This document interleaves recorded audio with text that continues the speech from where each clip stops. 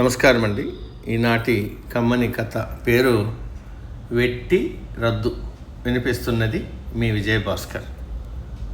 Hungary రాజు ప్రజలందరి చేత వెట్టి చేయించేవాడు. ఒక పర్యాయము ఒక కాలువ తవ్వటానికి దేశంలోని మగవాళ్ళంతా రావాలని పిలుపు వచ్చింది. జనం నసుగుతూ సనుగుతూ పారలతో వచ్చి తవ్వకం పని ప్రారంభించారు.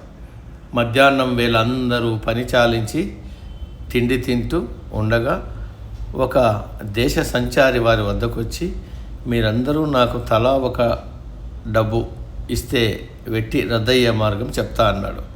అందరూ వాడికి తలా ఒక డబ్బు ఇచ్చారు. ఒక డబ్బు చాలదు, ఇంకోటి ఇవ్వండి అన్నాడు వాడు. చిరాకు పడుతూ అందరూ మళ్ళీ ఒక్కొక్క డబ్బు ఇచ్చారు. అది కూడా చాలదు, ఇంకోటి కావాలన్నాడు వాడు.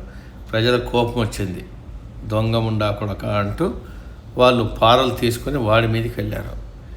మీరు ఈ పని చేయగలిగిన నాడు మీ వెట్టి రద్దవుతుంది, మీ డబ్బులు మీరు తీసుకోండి అని ఎవరి డబ్బులు వారికి ఇచ్చి సంచారి వెళ్ళిపోయాడు. 1848లో ప్రజలు తిరగబడి వెట్టి రద్దు చేయించుకున్నారు. సమాప్తం.